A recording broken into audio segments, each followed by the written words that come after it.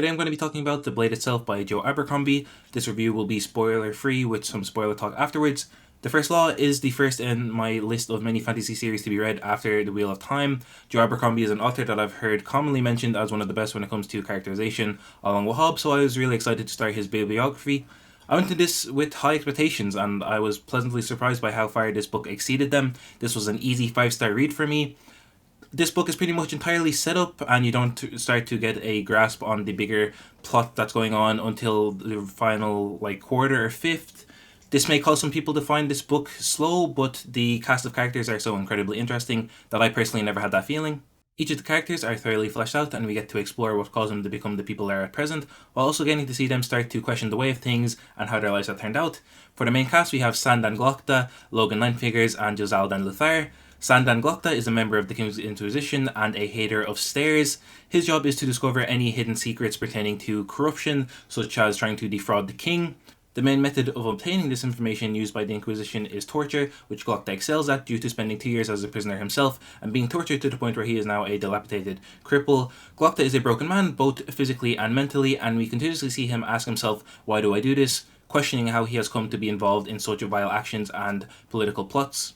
There are many things that make each of the characters interesting, but one of the main things for me when it comes to Glokta is the nature of his arc and his profession and how the two clash with each other. Glokta's job is to seek what he believes to be the truth, but the arc that he goes on forces him to constantly question the reality of both the nation of Adua that he resides in and its underlying political games, as well as the world itself.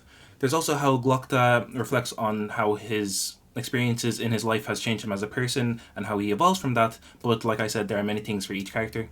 Logan Ninefingers is an infamous barbarian from the north, the most feared of the named men. When we first meet Logan, he is in a life or death situation fighting against some Shanka, which are these kind of humanoid monsters. And say one thing for Logan Ninefingers, say he's a survivor, but say one thing for Logan Ninefingers and one thing only, say I really like this intro to his character because it showed straight off the bat the gritty, survivalist lifestyle required living in the north, and we see more and more of that demonstrated throughout the book. Hearing that he's a barbarian, you can probably guess where his arc goes in terms of self-reflection. He's lived a life full of violence and has committed some truly despicable acts, but the more time we spend with him, the more we start to see that he's probably the most kind-hearted out of the whole cast, and we see just how deeply he truly regrets the life that he has lived and hates fighting despite being so good at it.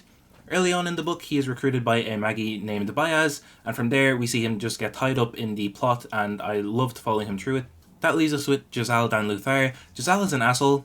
He's a captain from a good-blooded noble family and is a very talented fencer. He is also a supreme douchebag who is totally selfish and arrogant and has the craziest sense of self-importance out there. There's even a scene in this book where he's admiring his own looks in the mirror and thinking to himself about how nobody else alive surely possesses these kind of looks. I mean, don't you just hate the guy already? And despite being Josal so damn obnoxious, he was actually probably the most refreshing character for me to read, as crazy as that sounds.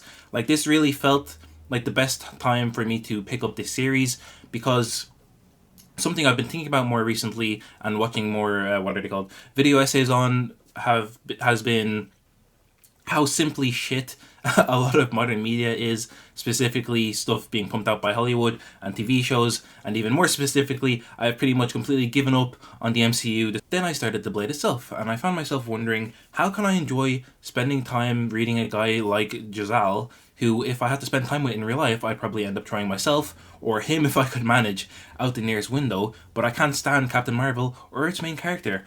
I must simply just hate women, as seems to be the common narrative nowadays. But no, that's not it. That is not the case. It's because every single one of the characters in this book are so deeply flawed that you can't help but be interested and invested in even the worst of them. Flaws inherently make characters more interesting, and Abercrombie undoubtedly understands that. Besides the main three, there's also a great supporting cast, which includes Bayaz, Major West, his sister ID, and Pharaoh, who, despite us not getting to spend as much time with, end up being just as compelling as the main cast for me.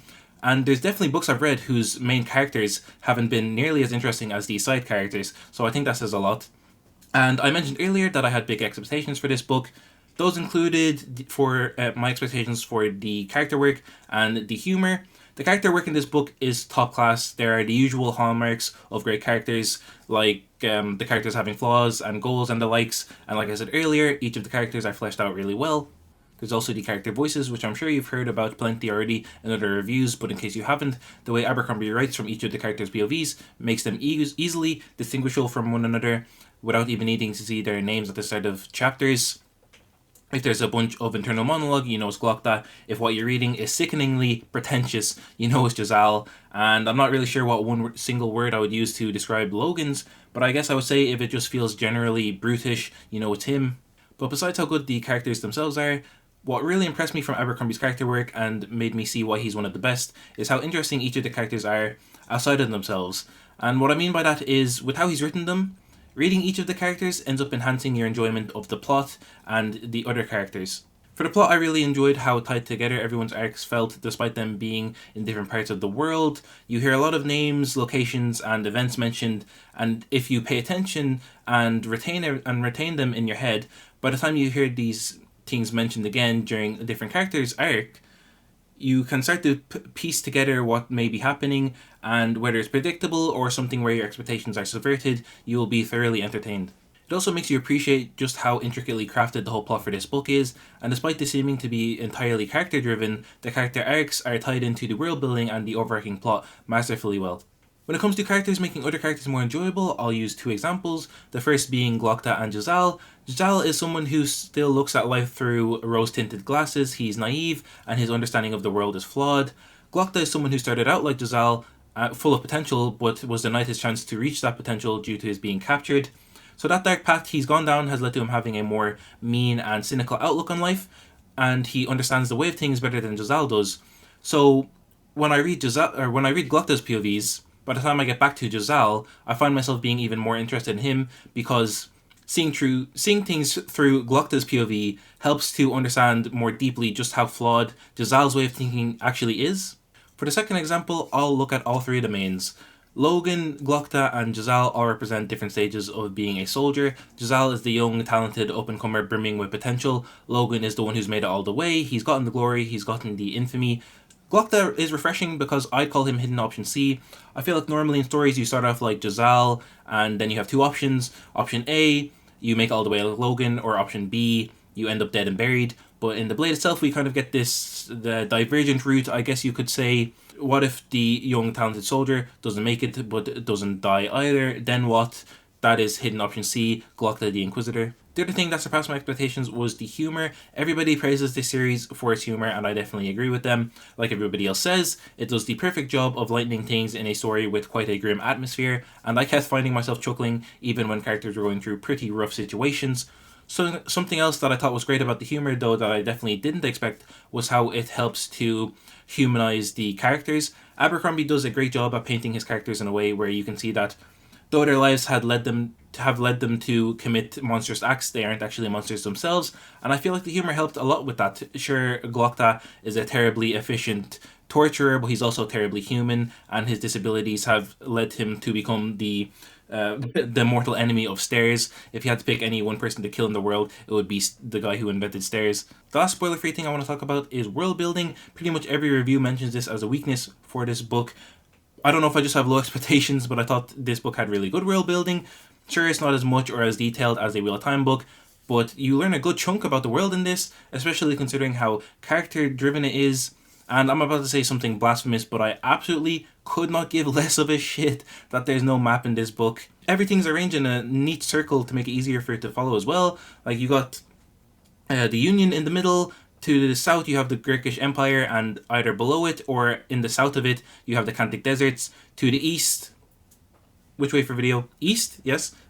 East, you have Styria, Seljuk, and Thond. And then, unsurprisingly, in the north, you have the north.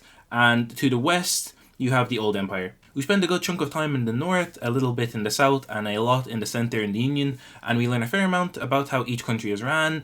We also got a glimpse into the magic system in the world, and the rules that apply to it, and we also started to learn about the history of the world that's been shrouded in mythology over the ages. I can't really go into more details because of spoilers, but there's plenty there for people looking, so I don't really get calling it a weakness of the book, but I do understand everybody has their own subjective preferences, but I just personally wouldn't go as far to call it a weakness. But anyways, I feel like maybe people might have that impression of the world building because you kind of have to work for some of the world building.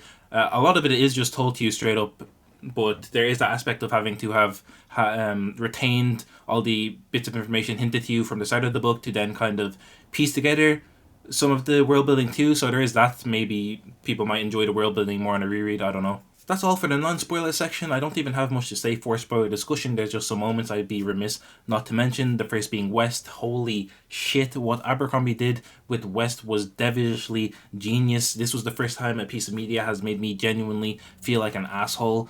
I liked Heidi since her introduction at the beginning, but I'm not gonna lie. At times I thought she had a bit of a stick up her ass, and with how quick Giselle fell for her, I fully thought she was a sorceress. Like, how do you pronounce that name? Karib. And I thought she was trying to do some persuasion magic, like she tried to do with her meeting with Baez and Logan. And then there was that conversation she had with Logan where she talked about being a nobody, and I was just wondering what is going on with her. And I don't have any experience with victims of domestic violence and the likes. So if you are knowledgeable in that area, and let me know, is that how victims normally act? Because if it is, that just completely went over my head. And then Wes went and did that. Like, wow. After that scene, I really just said to myself, I'm a piece of shit for even thinking something remotely negative of RD. I felt so guilty. And up until that point, I didn't even think this book was that grim. I've read Berserk, Glockta, and Logan mutilating randoms is nothing to me at this point. But Wes doing that to his sister and then hearing about the abuse from their father was easily the most disturbing part of this book for me, and was most definitely grim. And for how horrible it was fucking genius. You spend the whole book thinking that Wes is the only good guy in the whole cast, an honorable man who's had to work hard to work his way up from being a commoner through hard work and dedication, and has to prove himself on a day-to-day basis. Then Abercrombie just says, psych, there are no good guys. I don't know how West will be redeemed going forward, if he even is, but I was just in awe after that scene for how smart it was. I'm looking forward to West's time spent in Angland. I assume he's going to meet up with Logan's crew and lead them because of how well he got on with Logan during that dinner party, festival, whatever the fuck it was. I don't know how the crew are going to get themselves recruited into their forces though. Don't have much to say for this moment, but I loved how well done the Pharaoh and Logan chase chapter was, especially the ending. The reveal that the Bloody Nine is as an alter ego was fantastic, and the way Abercrombie writes action scenes worked perfectly for it. I simply describe his style as efficient, and in his action scenes especially, it works to highlight the brutality of what's going on. I guess I would say that the actual fighting actions are described quite bluntly with enough direction for you to fully picture the movement, but then the end result is described vividly enough so that fights like Logan versus the practicals feel appropriately brutal, intense, and high pace. That's pretty much all I wanted to react to. The chapter in the Master Maker's house was also phenomenal, but I don't really have much more to say for that outside of that praise. A general thought, I don't have high hopes for any of the main characters surviving this series. There's one that I know survives because they're in Age of Madness, but besides that, I just would not be surprised. I'd be upset, but not surprised if everyone going with Bayaz to Shabulian, or however you pronounce that, does die by the end of the series. I don't know if that's even their actual destination. I'm just guessing here because it was mentioned that's an island on the edge of the world, and then Eurosulfur, who I assume is another one of the 12 Maggie, said that Giselle is going to the edge, so I'm looking forward to learning more about the world's history. I assume, what's his name? Khalul is the big bad of the series, or the trilogy, but I feel like that could be subverted at some point. What I've gathered so far is that there was this Eus person who was this kind of godly being, and he set up these rules, like the first and second law we learned about in this book, and he had 4 sons, including Juvens and Canedius. Canedius was the bad guy, he killed Juvens, and Juvens' 12 apprentices avenged him. Then Khalul broke off from the rest for some reason, and he's now a threat to the world with his breaking of the second law and his growing Eater army. So now we have our team going to the edge of the world for something relating to the seed, which is super dangerous. I feel like that'll kill Pharaoh if it's used on her. Then during the Dogman POVs, we learned that Bethed and his men have changed since Bethed became king. So I feel like Khalul is behind what's going on there as well, manipulating him like he did the Emperor of Gurkul. Maybe he's using an apprentice to do that, like one of the ones Baez mentioned. Can't remember any of their names. There was twins, and then there was one tough one. I can't remember any names. I could definitely see Kaurav maybe being one of Khalul's apprentices, or just another of Juvens' apprentices. I don't know if any of them are female, but maybe she's another one of those that's also bad like Khalul. There's this woman with the shadowed face that Glocked Logan and Pharaoh also at different points in the story. So I wonder what's going on with her. I feel like that is the Master Maker's daughter, but I'm not sure how that's possible considering she's meant to be dead. But hey, it's fantasy. Maybe she's coming over from the other side or something. Or it could be another one of Juventus's apprentices because she said that she saw the Master Maker fall to the bridge. So yeah, I don't know what's going on with her. We saw that Logan can talk to spirits. Pharaoh has some other ability that Bias wants because she can heal fast and she's colorblind. So I wonder what Jazal has. I assume he has some kind of magical ability too, or else why would Bias be interested in him? And there was the look in his dad's face when he recognized Bias, so I feel like there's something there. Maybe it's something relating to his speed, but I doubt it. That's all I've got to say for The Blade itself. Like I said earlier, 5 out of 5 stars. I can't wait to get into it before they are hanged. The fact that this is a debut novel is insane to me. Thank you guys for watching. Let me know your thoughts down below in the comments, and I'll see you guys in the next one.